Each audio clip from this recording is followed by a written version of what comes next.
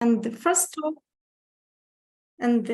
talk, with my great pleasure, let me introduce Professor Dmytro Savchuk from University of South Florida of USA, who will tell us about groups of isometries and dilations of the field of p-adic numbers.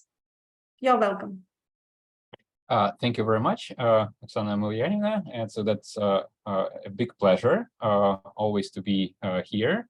Well, I really wish I can actually be personally, and so I really hope that next year I'll have this opportunity. And so for now, we just definitely try to do what we can in order for this war to stop and to finish, and so that we can move towards our victory.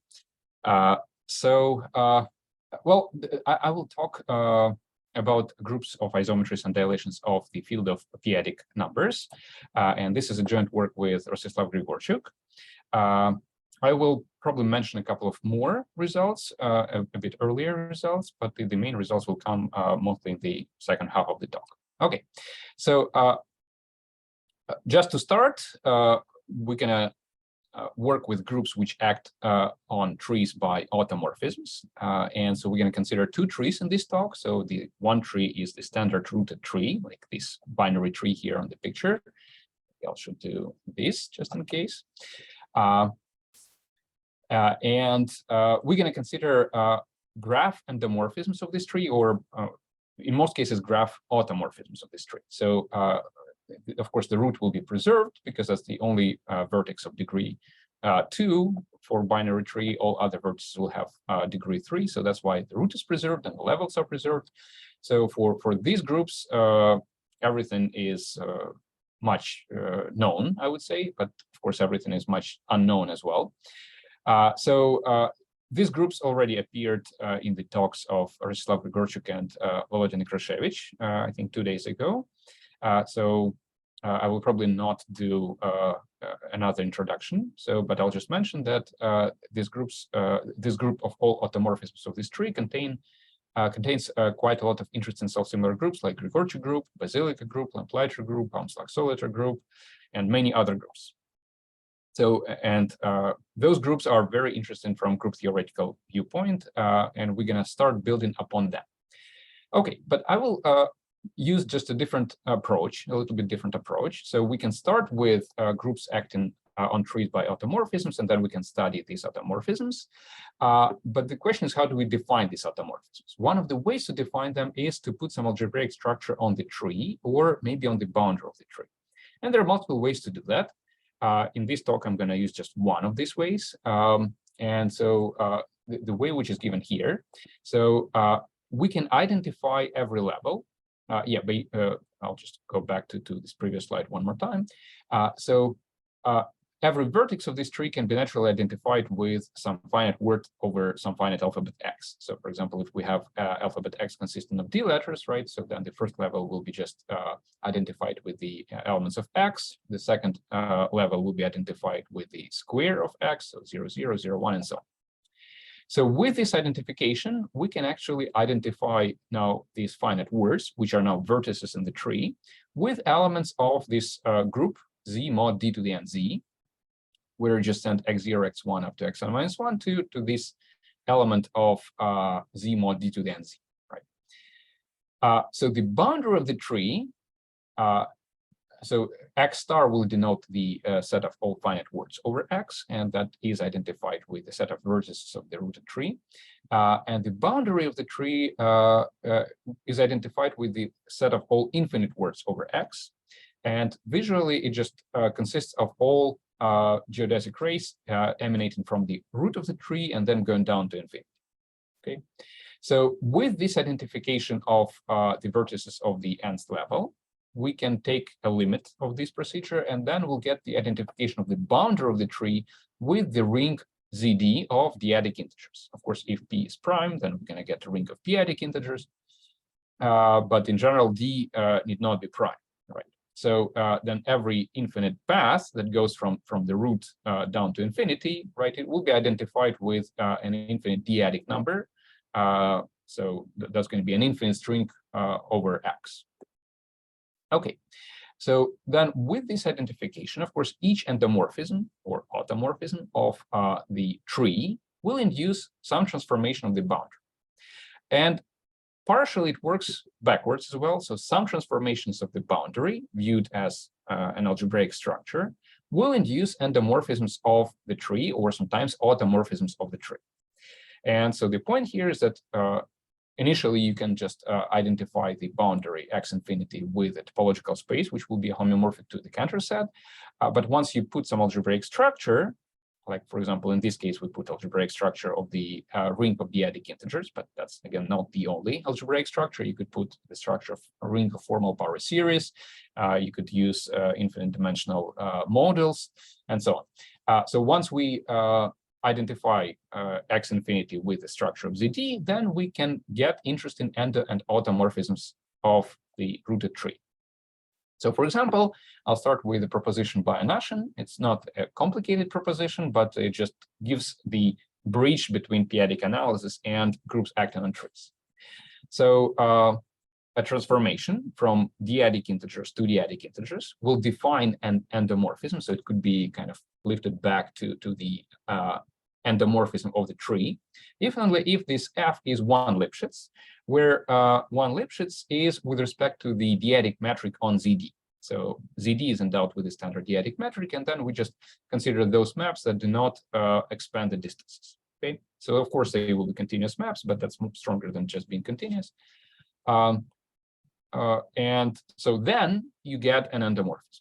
Particular example of that will be just the set of polynomials. So those are one Lipschitz maps, and thus they define endomorphisms of the tree X star.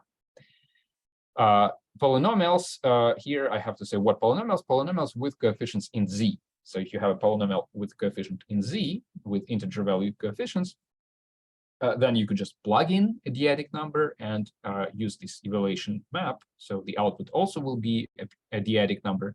And so every polynomial with integer coefficients will then define a map from ZD to Z.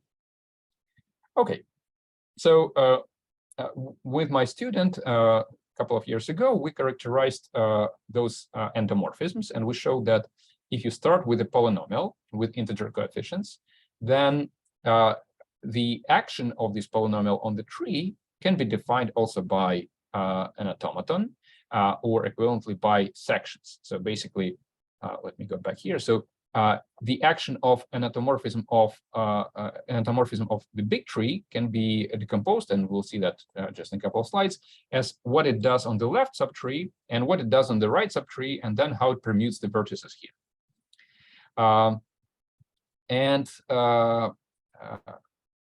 So the action on the left subtree, and then maybe the action on some subtree hanging down from some vertex, those actions are called sections of an automorphism. So in this theorem, we were able to identify what are those sections, right? So basically, we constructed the automata that induce these polynomial transformations. And then we have explicit formula for the sections, and the sections turned out to be polynomials again. So you start from a polynomial, and then the section at the vertex x0, where x0 is an element of the alphabet, will again be a polynomial given by a very specific formula. So I'll just give an example. So if you start from a polynomial like that, then it will act as a polynomial 3x plus x squared on this subtree, and as this polynomial on this subtree, and so on. So this is an explicit description of the action of a polynomial on the rooted tree. And we were able to use this to give another proof of a bit older theorem by Larin from 2002 on a characterization of permutational polynomials that act level transitively. So you start with a polynomial with integer coefficients, and then there are three simple conditions. You start from a permutational polynomial. That means that it will permute the vertices of each level. Or equivalently, if you consider it mod d to the n or p to the n. Well, 2 to the n, because this is just for d equals to 2. Then mod 2 to the n, it will induce a permutation of z mod 2 to the n. Okay. So you start from such a permutational polynomial. Then this action will be transitive if the following three conditions are satisfied on the coefficients of this polynomial. And we were able to use use the techniques from groups acting on trees and from semi-groups acting on trees to prove this condition in absolutely different way compared to the original p-adic analysis proof. Okay, so but the main point of this talk is what happens beyond ZP, right? So ZP can be identified, as I told you, to the boundary of a rooted tree. So on this picture, the rooted tree here, so there is a solid red circle, which denotes the root of this old rooted tree. And below this red vertex, there is this old rooted tree that we have seen before. Okay, so the boundary of this rooted tree is identified with the ring of p-adic numbers if p is prime, or d-adic numbers if p is not prime. But we can go beyond that, so we can grow this tree in the opposite direction, and it's going to be now just an infinite 3 regular tree for p equals to 2, and then we can take the boundary of this tree. The boundary consists of geodesic rays, essentially, coming from one vertex to all directions. And then we fix one of these ends, call it 0 to negative infinity. And then we consider all the other boundary points. So, and we call that a punctured boundary. So you just take the boundary of the regular tree, fix one point, and then the rest is called the punctured boundary. So then there is a way to identify this punctured boundary with the field of p-adic numbers when p is prime, or ring of p-adic numbers, d-adic numbers when d is not prime, in a very natural way. So this punctured boundary can be identified with bi-infinite geodesics now that go from this selected ray down to this punctured boundary, essentially, right? So, for example, I drew 2 of them. One is red and one is blue here. So if you have a bi-infinite geodesic that passes through the root of the tree, so it belongs to this rooted tree that we talked about before, we just end up with just a p-adic integer or d-adic integer. But if this geodesic deviates from this path going up before it reaches the root, then we're going to get an element which is just a p-adic number or d-adic number, right? So we get some non-trivial digits before the dot. So the dot means that we are at the level 0.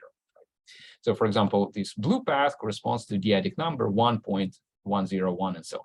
Yeah, I have to mention that quite often these p-adic and d-adic numbers are written backwards.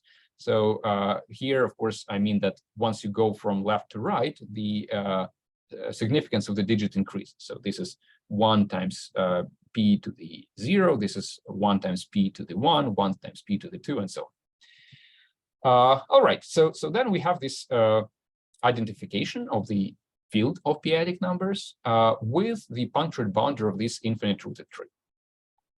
Okay, so I'll start with a theorem. So it's kind of folklore type theorem. People, I'm sure, looked at that before, but somehow we didn't find the statement exactly in this formulation. So it has 3 parts. So first of all, if we just consider ZP, just p-adic integers, then the group of isometries of this ZP as a metric space will be just isomorphic to the group of automorphisms of the PRE rooted tree. So we are down here, right? So all the isometries of ZP will correspond to rooted tree. The more interesting part is in the second and the third item. So the second item tells that the group of isometries of QP, of the field of p-adic numbers, will be isomorphic to the group of automorphisms of this large tree. So now I'm going to call probably the big tree, that's going to be this infinite tree in two directions, and the small tree will be just a rooted tree. Okay, so now we take all the automorphisms of this big tree, infinite in both directions, that fix the vertices of this selected end that goes up, right? So starting from some point, we say that the vertices of this end will be fixed. So in particular, that means that we cannot move up and down. So all the levels will be fixed as sets, right? But we can move vertices not just in this rooted subtree, we can move vertices at any level, essentially. Below 0 or above 0, doesn't matter. So then the group of all such automorphisms will be isomorphic to the group of isometries of QP as a metric space. And finally, if you do allow to move up and down, but you still want to fix the end of this tree as a point of the boundary, right? So we consider the group of all automorphisms of this rooted regular tree that fix the end. Then this group will be isomorphic to the group of dilations of the field of p-adic numbers. Dilations mean that you just have a map that uniformly expands the distances by certain factors. So, and that factor, of course, will be some power of p. Okay. So this is kind of a nice bridge between p-adic analysis again on one hand and groups acting on rooted trees on the other hand. Not just necessarily rooted on some trees. Okay, so just a couple of historical remarks. So these groups, of course, these second and third groups have been studied before by Cartwright, Kamenovich, Voss, for example, under the names of affine and horocyclic groups of the regular D+1 D+1 array tree. So this third group was also studied in Bartholdi, Neuhauser, and Voss, and they call this group as a group of Boseman isometries. And also I'll mention that, of course, whatever we tell today generalizes to more general situation when you consider the group of groups of isometries of local fields. So the field of p-adic numbers is just one of the local fields, and so we can consider other local fields. And then also there are associated serre trees, and then there is an action of affine groups of those local fields on the boundaries, punctured boundaries of these serre trees. So there is definitely generalization of what we say here, but we just choose to select, we choose to talk just about p-adic numbers for simplicity. Okay, so how do we characterize those? So let me, the question is, how do we get some examples, interesting examples of these groups which act by dilations on QP or by isometries of QP?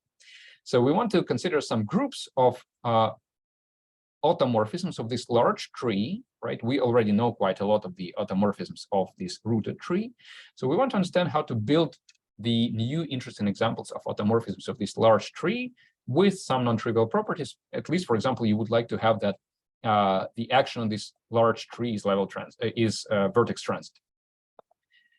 So, and we do construct some interesting examples like that. So, and to talk about these examples, I'll just recall the notation. So if you have some self-similar group that acts on a rooted tree, right? So then we're gonna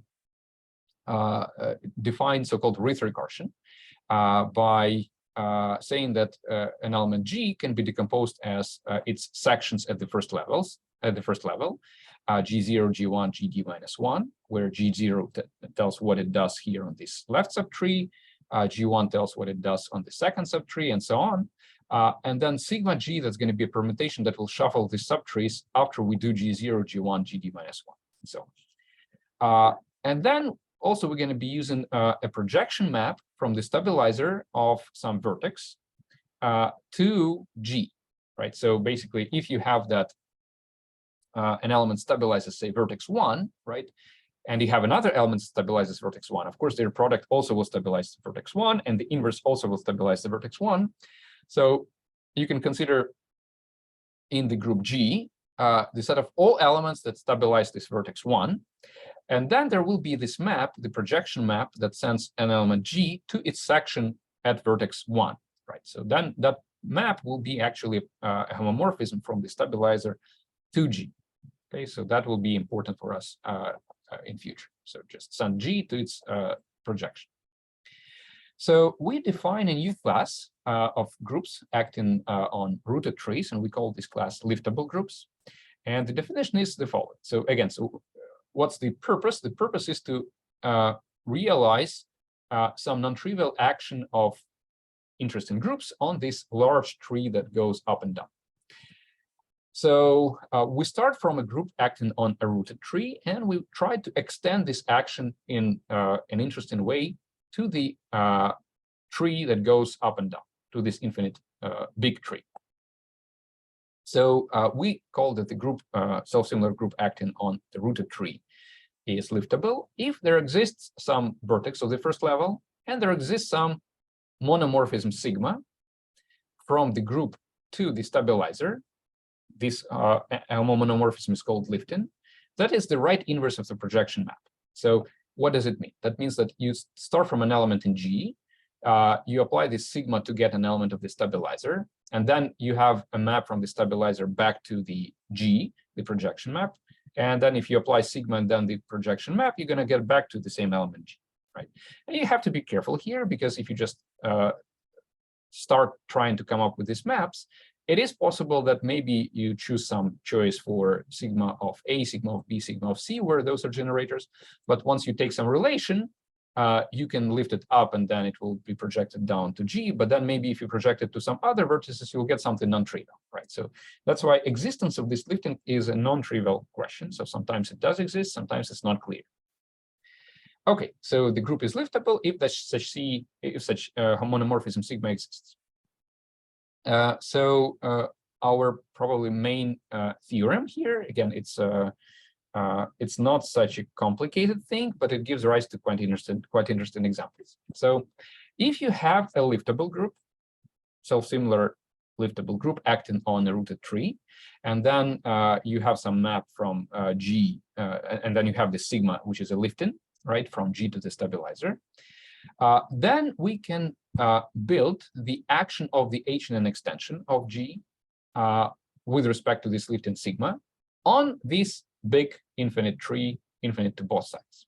So we define this H&N extension G tilde with one stable letter T, and so the relations are just relations in G, plus you say that once you conjugate element in G by T, you're going to get the sigma of G.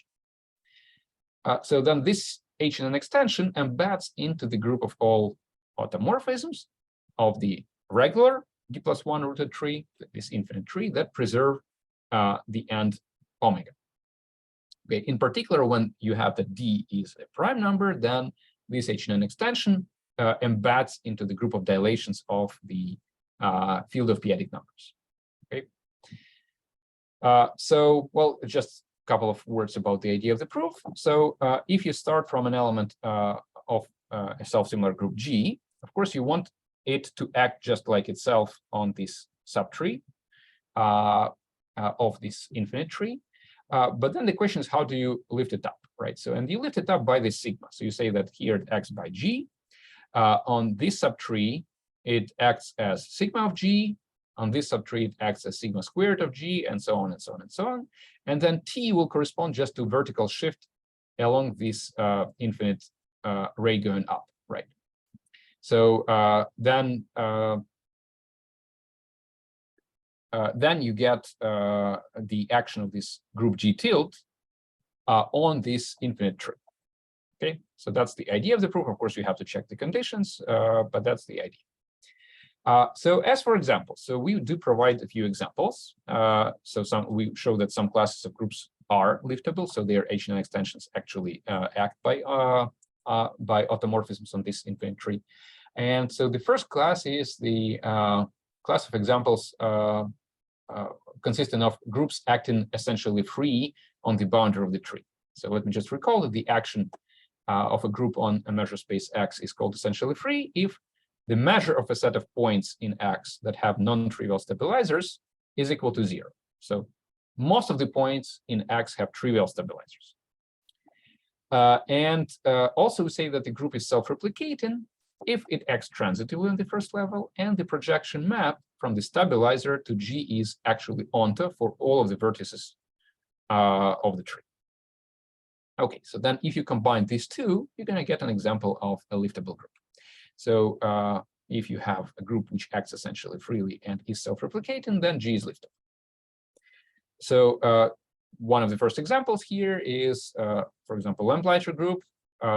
So you can generate a Lamplighter group by two-state automaton with states A and B.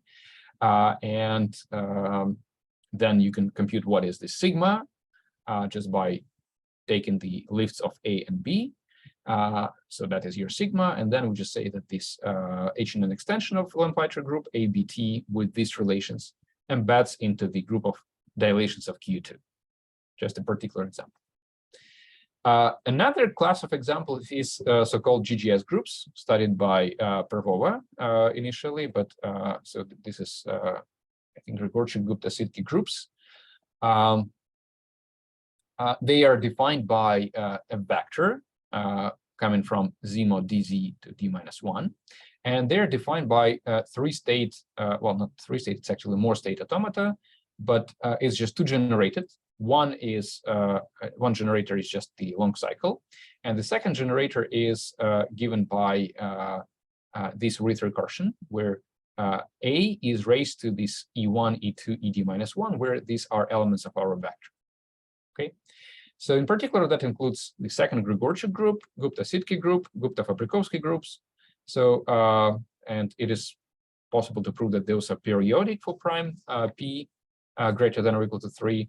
They are regular weekly branch and not finitely presented, and they're studied by multiple people. Quite recently, there are quite a lot of works about these groups by a group in Spain and Italy, Gustavo Fernandez Alcobar, Maria Laura Noche, and Alejandro Garrida, and other people study these groups. So we proved that these groups are liftable under certain conditions. So namely, the vector has to be non-symmetric in a very specific way. So there should be two indices which are symmetric with respect to the center of this vector, such that one of the entries is 0 and symmetric entry is non-zero. If you have that, then this group will be liftable. Okay, so that means that the H&N extension of this group will be embedded into the group of automorphisms of this regular tree that fixes one of the ends.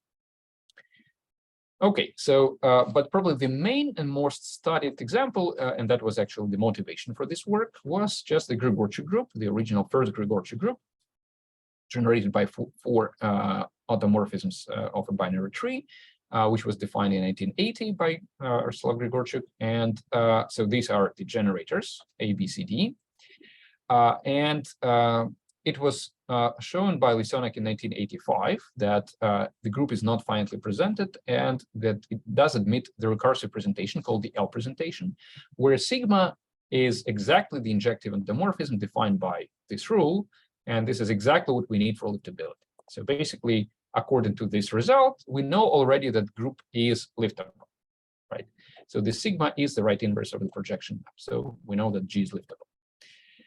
So in particular, so this group also was studied by Grigorchuk in 1998, where not this one, but the H&N extension of this group, just like the one that we construct. So it was studied by Grigorchuk in 1998, and it was shown that this H&N extension is finitely presented group, of course, amenable, but not elementary amenable. This group also was quite recently studied by Corentin Baudard, who proved that this H&N extension does not have a rational cross-section. In other words, it doesn't have a regular normal form. Now, with our results, we just apply our theorem, and we see that this finitely presented Grigorchuk group embeds into the group of dilations of Q2, right? And so these are the images of the generators. So again, it's going to be generated by A, B, C, D, and T. So T will be a vertical shift. B, C, D are extended just in the most natural way. So here, for example, is the action of B on the rooted tree, and then it's given by the sequence AA1, AA1. If you go down, you just basically extend the sequence out, right? Same thing. Same for C, same for D. So these are easy. But for A, it's a little bit more complicated. So this is the action of A here on the rooted tree, and then you have to expand it. There will be again this sequence 1AA, 1AA going up, but you have to work a little bit to prove that. So that's the action of the image of A in this group of automorphisms. Okay, so let me just finish with a couple of words about scale groups and connection of these groups to scale groups. A scale group, so these groups were studied by Willis in a recent preprint. So this is a closed subgroup of a group of isometries of a regular tree that fixes an end of this tree and acts vertex transitive, right? So this is exactly the class that we need, but also, so it's the class of closed groups. In our case, not all of our groups are closed, but we can take closures of those. So this is important subclass of totally disconnected locally compact groups, and that brings a connection between self-replicating and self-similar groups, and these groups acting on regular trees. So what we prove is that if G is a liftable group that acts transitively on the first level of the tree, then its H&N extension will act transitively on the set of vertices, and its closure will be a scale group. So that's going to be another source of construction of the scale groups. And let me finally just mention this last theorem, last result, that specifically if you take the closure of the H&N extension of the Grigorchi group, then of course it's going to be a scale group, but we also prove that it acts too transitively on the punctured boundary of this regular tree. Okay, so I'll stop here. So thank you very much. And I'll just go back to the previous slide if you have any questions. Thank you.